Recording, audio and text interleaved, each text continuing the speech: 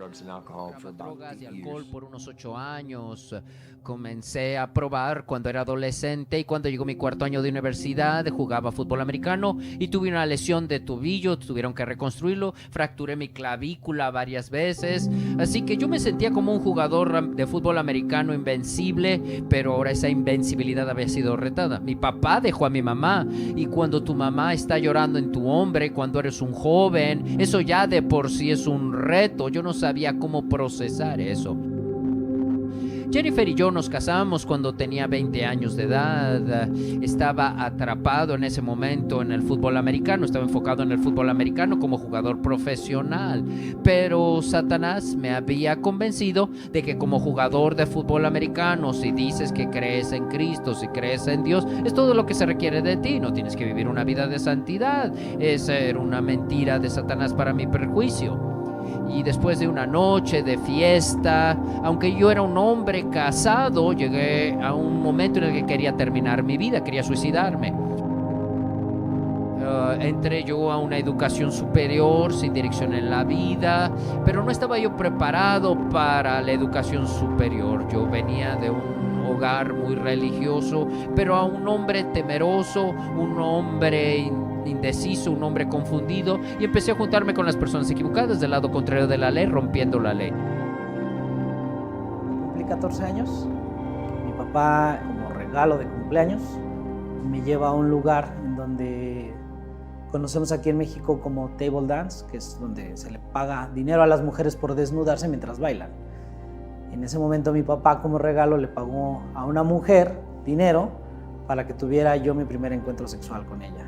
O sea, al principio no sabía que estaba mal, al principio decía, bueno, esto es lo correcto, porque eso era lo que te decían los adultos. Mira, llevaba una vida de desorden. No, yo no tenía esa tranquilidad, esa paz. Y yo todo se lo delegaba a mi esposa. Yo nomás cumplía con llegar con un gasto, dinero y dejarle la responsabilidad a mis hijos. Pero yo no quería que ella, como mi mamá, mi abuela y todos teníamos esa de que a los 14, 15 años salíamos embarazadas, pero conoció a que ahora es su esposo y él era una persona muy rebelde.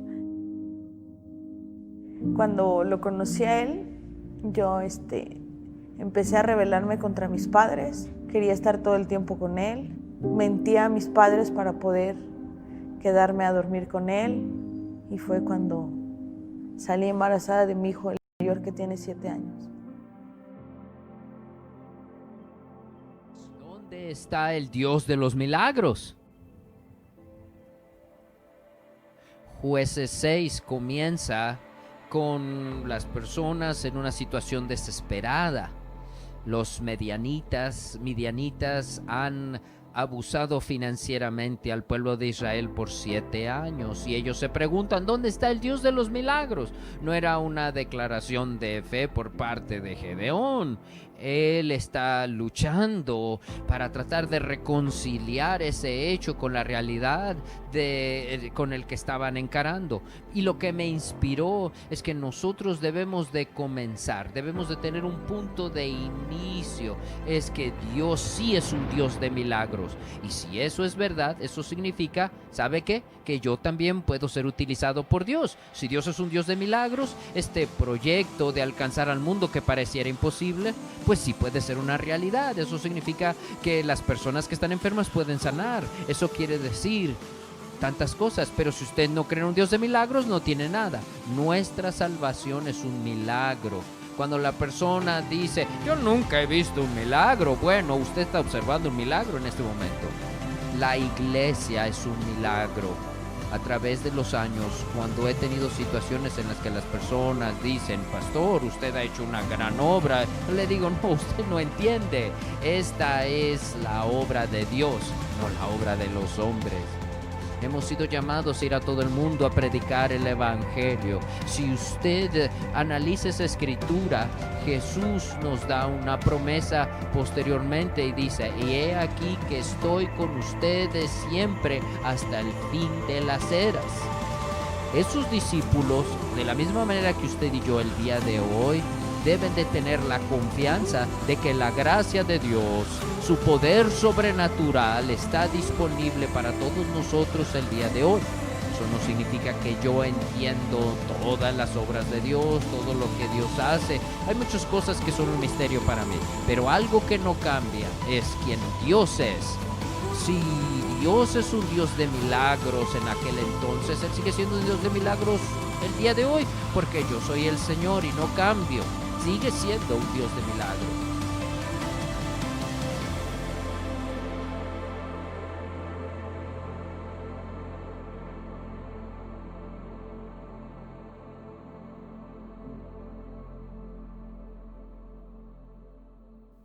Si hablamos acerca de idolatría, yo en ese momento de mi vida, yo era mi propio ídolo. Solo se trataba de mí. Después de una buena jugada, siempre quería que todos me vieran. Si tuvieras un video de cuando yo era un jugador de fútbol universitario, quería que todo el mundo me viera, levantaba mis manos, levantaba mis brazos para que la atención estuviera sobre mí. Pero un día mi mamá me dijo, ¿por qué no me acompañas a la iglesia? Así que la acompañé a la iglesia. Probablemente ese fue el único acto no egoísta que hice, no sé, en años. Y fui al altar. Y cuando le pedí a Jesucristo que entrara en mi vida, fui lleno del Espíritu Santo en ese momento. Tuve una experiencia sobrenatural instantánea. Me sentí como si estuviera drogado, y así seguí por unas 3 horas. Dije yo, ¿qué me está sucediendo? Y dije, oh Señor, ahora me doy cuenta que eres real. Y Él empezó a hablarme. Y después tuve otras revelaciones. Por ejemplo, yo recuerdo que un día Dios me habló durante las alabanzas. Estaba yo en un servicio y el líder de alabanza dijo, levanten sus manos al Señor. Y dije, yo no voy a levantar mis manos. Y Dios, casi de manera audible, sin que nadie lo pudiera escuchar más que yo, dijo, ¿cuándo fue la última vez que el hacer lo que tú quieres te haya traído algo bueno? ¿Cuántas veces casi mueres tomando tus propias decisiones? Así que levanté mis manos. Cuando yo hice un compromiso verdadero con Jesús, era un hombre que la noche anterior me había emborrachado y a la mañana siguiente quería quitarme la vida, y Dios me habló, ¿realmente quieres quitarte la vida? Y dije, sí. Traté de levantarme y no pude. Estaba hablando con Dios. Esa es mi experiencia. Así es como sucedió esa noche. Y Él me dijo, bueno, entonces voy a tomar tu vida.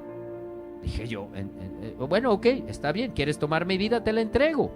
Eso cambió realmente la dirección de mi vida. Yo ya no podía seguir jugando profesionalmente y mejor me puse a buscar una iglesia que quisiera hacer algo para Dios. Cuando fui a Prescott, fui capturado por esta iglesia muy genuina, auténticamente querían hacer algo para Dios. Yo era hija única.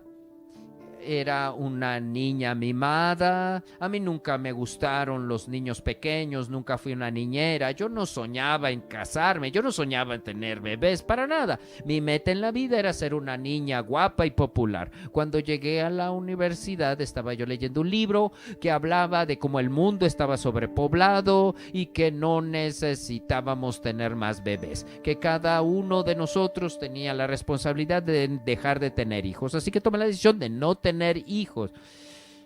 Y yo pensaba que con un embarazo no iba a tener libertad, que iba a perder mi libertad si me embarazaba, pero Dios cambió mi corazón y ahora tengo una familia de muchos hijos. Tuve muchos hijos. Yo me enteré de que las personas que han hecho más grandes cosas por el mundo son hombres y mujeres que tuvieron muchos hijos, que tenían familias grandes. Y dije, ¿sabes qué, Señor? Lo que tú quieras hacer con mi vida, yo la rindo. Y tuve muchos hijos.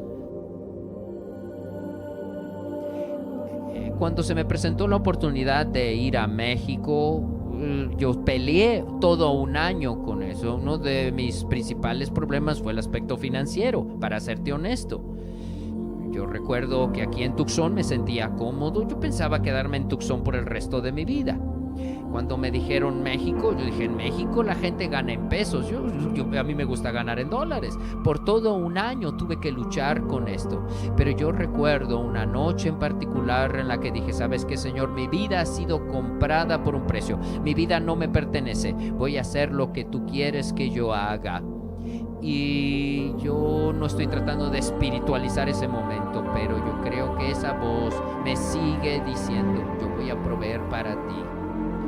5 años después, estoy tan contento de que tomamos la decisión de venir a México porque entramos en el plan de Dios. El lugar más seguro para estar es la voluntad de Dios. Dios se ha mostrado como un Dios de milagros. Y por cierto, Gedeón, hay un problema. Y ese problema no está lejos, está muy cerca. De hecho, está en la casa de tu padre, Gedeón.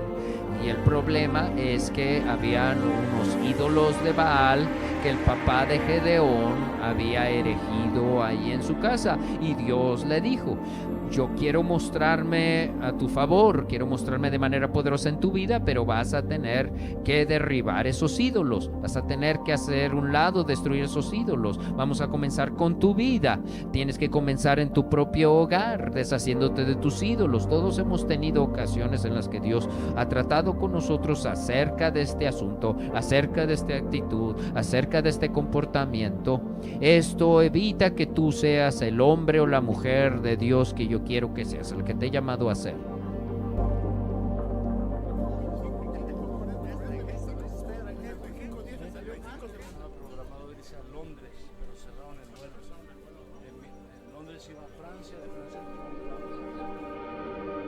Antes de Cristo me dedicaba siempre a hacer fraudes, robo de vehículos, mentir a la gente.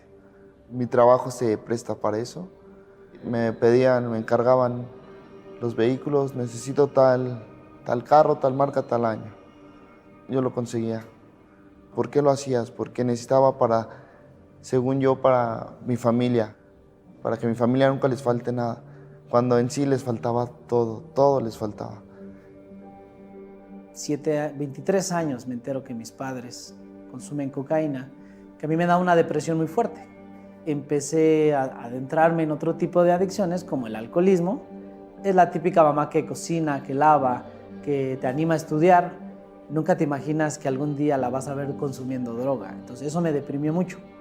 Y ahí fue donde mi abuela materna me dijo, ya intentaste grupos de psiquiatras, médicos, ya intentaste todo lo que el mundo te está ofreciendo. Lo único que no has intentado es darle una oportunidad a Cristo.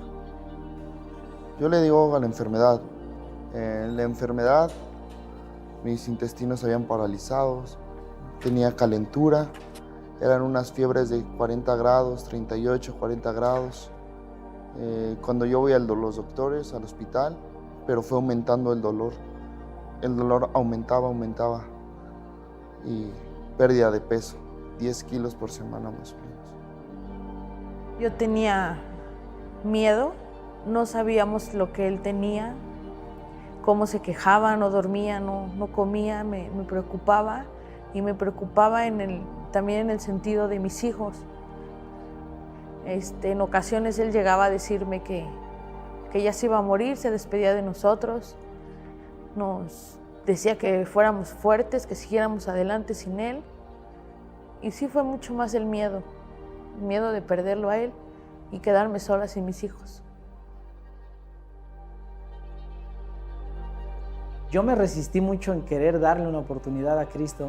La mamá de mis hijos, hoy mi esposa, fue la que me dijo, yo ya no te aguanto, ya no te tolero.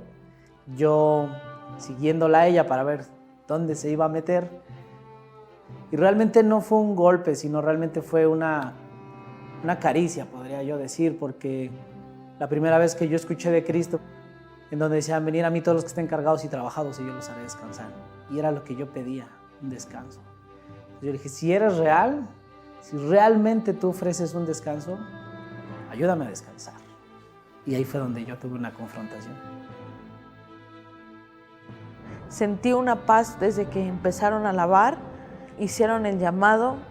La verdad no sé en qué momento me dijeron pasen enfrente y fui la primera que empecé a pedir perdón por todo lo que yo había hecho, el daño que le hice a él, lo que le hice a mis padres. Sentí como si hubiera nacido de nuevo en ese momento. Valoré a mis padres, valoré a mi esposo, a mis hijos. Sentí que fue una criatura nueva en ese momento. Ya en la desesperación decidimos venir y Dios en su misericordia lo hizo, me salvó.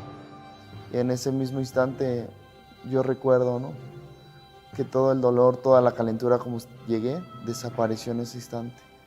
Cuando recibí a Cristo empezaron a orar por mí, llegó la paz, llegó la transformación. En ese instante puedo prometerlo, que sentí como mis intestinos, o sea, como que los movieron, los activaron. Todo ese día desapareció. Y de ahí mi vida empezó a cambiar.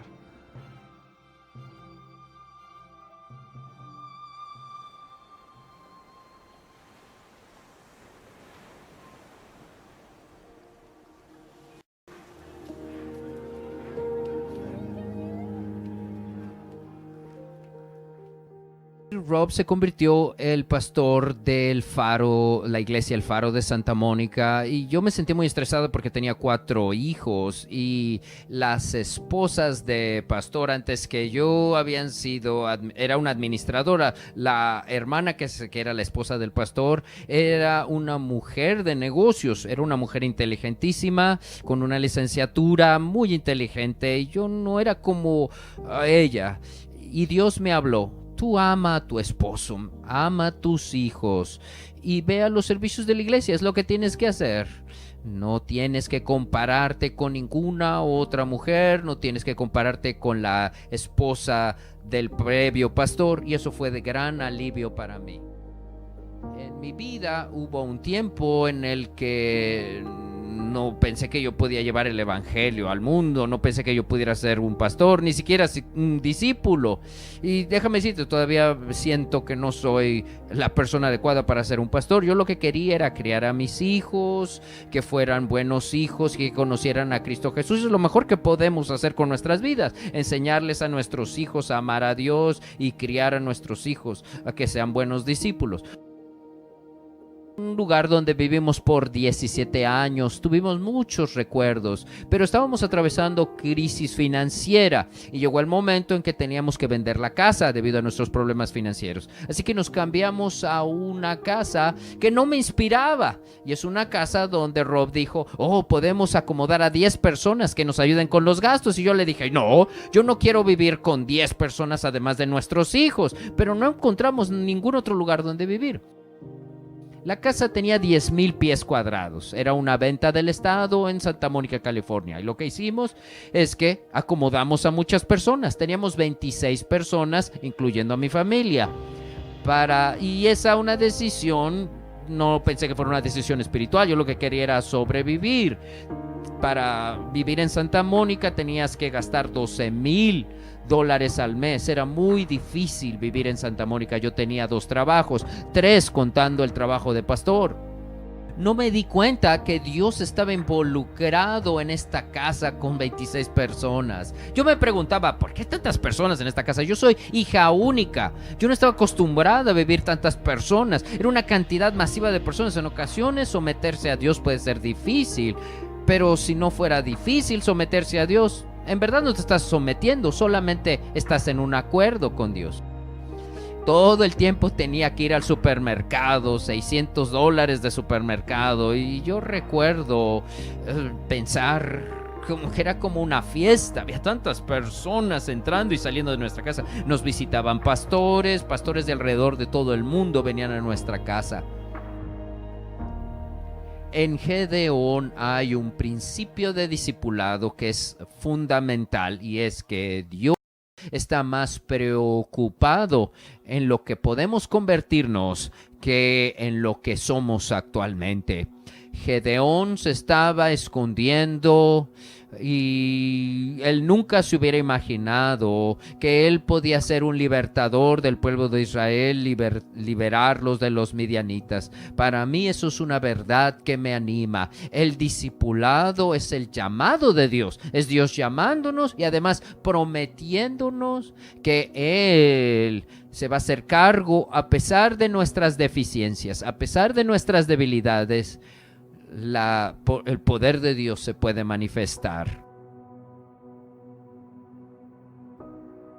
Yo nunca me imaginé en mi mente, ni en mis pensamientos más locos, jamás me imaginé que yo iba a ser un pastor. La persona que me ayudó a ver mi llamado fue el pastor Rob Scribner.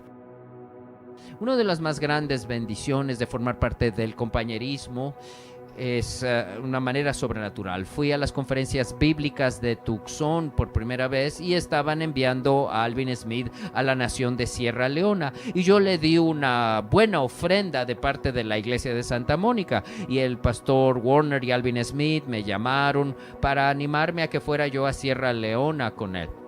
Yo recogí al pastor Scribner del aeropuerto y me preguntó primero: ¿cuándo te vas a casar, Desmond? Y yo dije: bueno, yo no lo sé, pastor. Y todo el viaje me estuvo predicando acerca del matrimonio y la bendición del matrimonio. Y a la siguiente conferencia, él hizo un llamado, el pastor Scribner hizo un llamado a todos los jóvenes que quieren predicar el evangelio, quiero que pasen al frente. Y oró por mí, puso manos sobre mí. No puedo explicarlo, fue algo sobrenatural, lo que transpiró en mi vida en ese momento.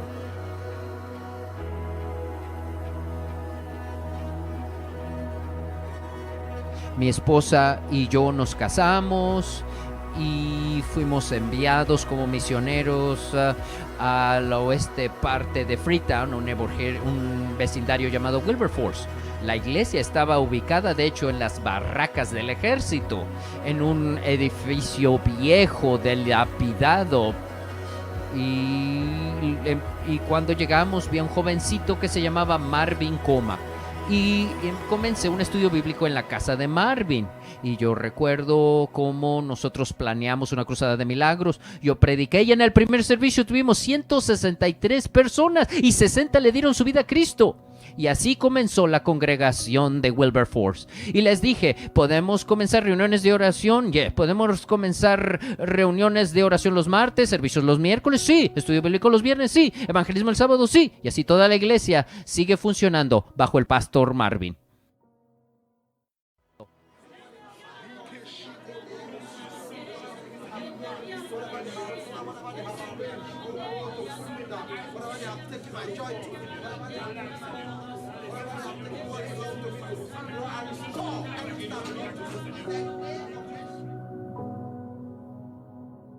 Una de las dificultades de compartir a tus padres con los discípulos es que hay ciertas cosas que tuve que enterrar en mi interior porque yo sentía que no podía hablar con mis padres. Y porque pues nunca hay tiempo para hablar de las intimidades porque había tanta gente y tantas ocupaciones y llegó un momento en que me sentí tan sola, pero eso me empujó a buscar a Dios. Estaba yo viviendo en Nueva York en aquellos días y mi hermano mayor, Chris, se salvó y formaba parte de la iglesia del Faro en Santa Mónica, California. Así que mi hermano me dijo: oye, hay una jovencita soltera para ti. Yo dije: no seas loco, no digas locuras. Y sucedió que me invitó y cuando llegué al frente de esa casa donde estaba mi hermano, ahí estaba Bethany Scribner y el mar rojo se partió. La observé y dije yo: wow, esto no me lo esperaba. Formamos parte de un grupo de personas, considerando el mundo entero. Y es un lugar pequeño. ¿Cómo van a encontrar pareja mis hijos? Aún dentro del compañerismo, queremos que se casen con personas que sean creyentes. Bueno, 2 de mis hijos se casaron con las personas que vivían en nuestra casa.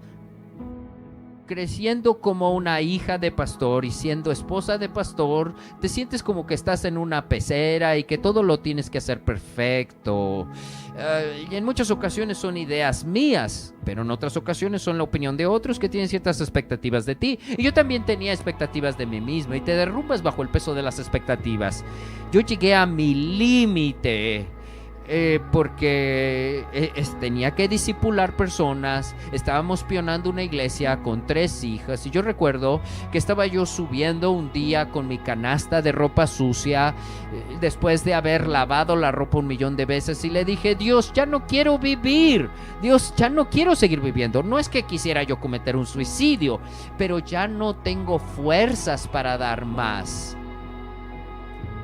Ya en ese momento recuerdo cómo me senté en el piano y empecé a tocar una alabanza a Dios y empecé a llorar a través de la alabanza y me puse a llorar como una niña y Dios me sostuvo y me dijo: está bien, ya estás haciendo suficiente, no tienes que agradar a todos.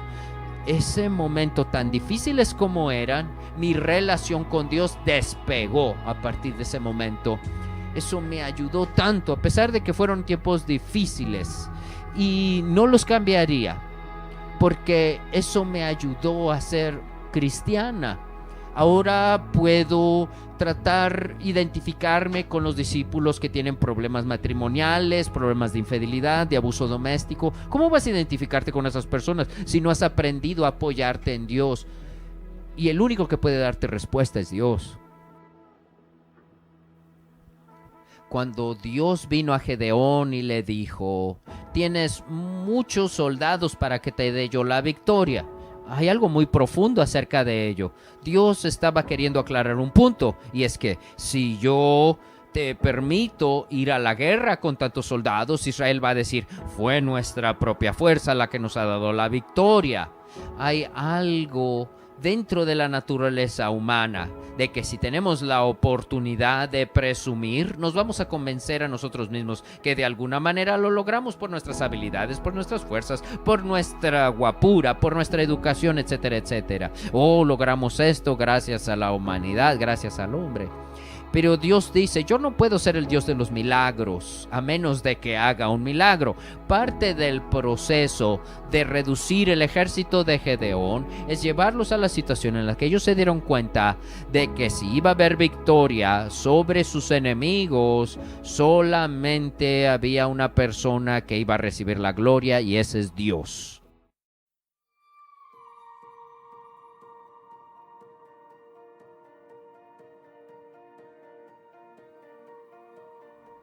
Yo sabía el problema que ellos tenían en su adicción. Yo sabía que estaban pasando por algo mal. Y yo le decía: si a mí me salvó, también lo puedo hacer con ustedes. Y no me cansaba de ir a buscarlos. Que sí voy a ir, con tal de que ya no me estés molestando. Y llegando a la iglesia, yo iba tomada, mal, desvelada. Y empezó a decir de los borrachos, de las fiestas. Y yo estaba tan enojada que dije: Fernando me las va a pagar porque ya les vino a decir mi vida. Es cuando dijo: abran su Biblia en Mateo. Y exactamente en la Biblia estaba lo que el pastor estaba hablando. Y dije: wow, Dios mío, no fue él. En ese momento yo sentí mucho calor, hermano, muchísimo calor. Yo levanté mi mano. Yo dije: Señor, yo aquí voy a venir contigo, porque tú eres el único que supo mi vida. En ese momento yo ya no estaba tomada. Me levanté y ya era otra persona. Mi yerno me abrazó, me besó y me dijo: suegra, perdóneme. Y fue en el momento, sentí la necesidad de pedirle perdón a toda la gente que yo ofendí. A toda la gente que yo la trataba mal, empecé a pedir perdón a todos. En ese momento que yo hice la oración cuando recibí a Jesucristo, ya no sentí ese peso. Yo llevaba incluso dolores de huesos, de espalda y todo eso. Y fue un cambio así también que yo lo vi sustancial, de que había algo, una paz. Y en la iglesia Ahí fue cuando yo supe pedir perdón y dije, Dios mío, voy a ver a mi mamá, mi madre. Ella me había abandonado, me había dejado con mi abuelita y era todo lo contrario. Mi abuelita se la quitó. Cuando la fui a ver, me dijo, ¿qué pasó? Que si me iba a morir, que si tenía cáncer. Me dijo, no, madre, perdóname. 54 años sin darte un beso, sin abrazarte. Yo quiero que me perdones. Y hace muchos años me dio una carta. Me desea ella todo y me desea que yo la perdonara, que no era lo que me habían dicho. Y esa carta nunca la leí y la tengo. Y ahora que estoy en la iglesia, la leo y digo, Dios mío, qué grande eres. Y desde ese día para acá, yo voy a ver a mi mamá. La abrazo, la beso, vamos, venimos. Y fueron 54 años sin saber. Y fue Dios el que me unió con ella. 5 años atrás estábamos volando sobre la Ciudad de México con 13 maletas, entrando a una ciudad gigantesca para comenzar nuestro ministerio. Yo estoy observando atrás de la ventanilla del avión. ¡Qué enorme ciudad! Decenas de millones de personas. Y mi esposa tal vez percibió mis pensamientos y me dijo, Jesús. Y le dije, ¿qué quieres, Pat? No te preocupes, no tienes que ganártelos a todos. 5 años después, el reino de Dios ha sido edificado, un corazón a la vez, un alma a la vez, y ver esas personas a través de esos 5 años estar salvas, viviendo para Dios, familias siendo restauradas, y digo, oh mi Dios, esa es la recompensa más grande.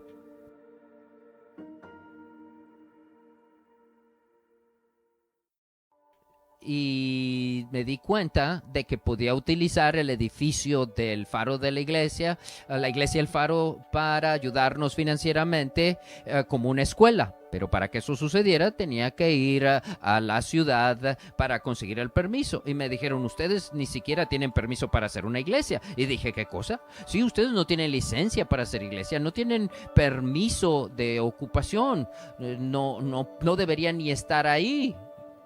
Si quieres tener una escuela en tu iglesia, primero tienes que tener permiso para hacer iglesia, que todo esté conforme al código de la ciudad. Necesitas un sistema contra incendios de $50,000.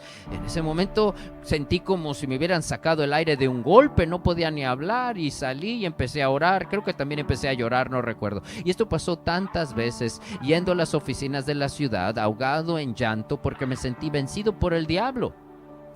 Regresé a la iglesia y dije, Señor, tú tienes que ayudarme a encontrar algún documento para que no me cierren la iglesia. Y entonces fui por los gabinetes viejos, revisando archivo tras archivo, y saqué esta pequeña copia al carbón de un pedazo de papel amarillo de mayo del 2002, firmado por el Departamento de Bomberos. Apenas lo podías leer, pero decía permiso de ocupación, firmado. Y entonces empecé a llorar también. Oh, gracias, Señor. Y gracias, Jesús. Así que fui al siguiente día con ese pequeño pedazo de papel en copia y se lo entregué a la oficina de la ciudad y me dijeron, no, sí, está perfecto. Aquí está tu permiso. No te puedo decir cuántas veces Dios hizo milagros por nosotros, un milagro tras otro. Dios se mueve de maneras misteriosas, pero solamente vas a experimentar un milagro hasta que des un paso de fe. Muchas personas no van a experimentar un milagro porque no están dispuestos a dar un paso de fe.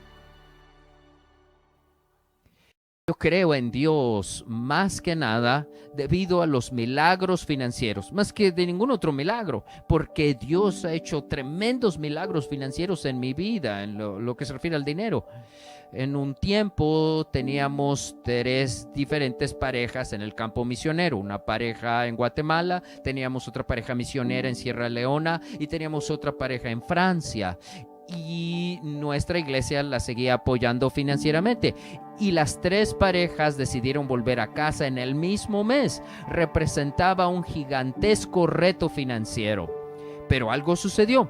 Una pareja que visitó a nuestra iglesia quedó enamorado con la visión de Campo Misionero Internacional. Un día me habló un abogado desde Alemania y me dijeron que esa pareja había dejado su herencia a mí. Así que fui al banco para descubrir de cuánto dinero es esa herencia. $175,000. Exactamente la cantidad de dinero que necesitaba para traer a estas 3 parejas de vuelta a casa. Eso fue un milagro. Sus nombres son Attenreich, que en alemán suena como justamente un milagro, y es lo que fue, justamente un milagro. Nosotros compramos una casa en Georgina, pero fue un milagro que cuando necesitamos vender la casa, había un mercado en que las casas se habían devaluadas, pero vendimos la casa 25% más de lo que invertimos. Y con ese dinero pagamos deudas, apoyamos ministerios, compramos una nueva casa. Y Dios dice en su testimonio cómo en ese día todo el dinero que había diezmado en toda su vida, Dios lo había devuelto en un solo día. Somos un grupo de personas, no podemos hacer estas cosas que hacemos alrededor de todo el mundo si Dios no nos da la victoria, si no es Dios el que lo hace. Y Dios lo hace de tal manera que tú sabes que no fuiste tú. Oh, no tomes en menos los días de inicios pequeños, de pequeños comienzos. Vamos a ser honestos. Cuando estamos pionando una iglesia, los inicios, el comienzo, no son tan emocionantes o no son tan sorprendentes, pero de esos pequeños comienzos Dios empieza a hacer algo milagroso. En el nombre de Cristo, Padre, oramos milagros. Señor, libera dinero milagroso en el nombre de Cristo Jesús. Yo recuerdo predicando en los primeros días de la iglesia acerca de la visión de que nosotros podemos tomar el mundo para Cristo, pero jamás me imaginé que íbamos a ver todo lo que Dios ha hecho hasta el día de hoy. Pastores y sus esposas que están avanzando y están haciendo discípulos que son como Cristo, centros de evangelismo mundial, y están plantando ellos iglesias también. Y lo más hermoso es que no ha terminado todavía, es solo el principio. Lo que Dios todavía tiene en el futuro va a sorprendernos, va a ir más allá de lo que nosotros podemos imaginar, y Él va a recibir la gloria.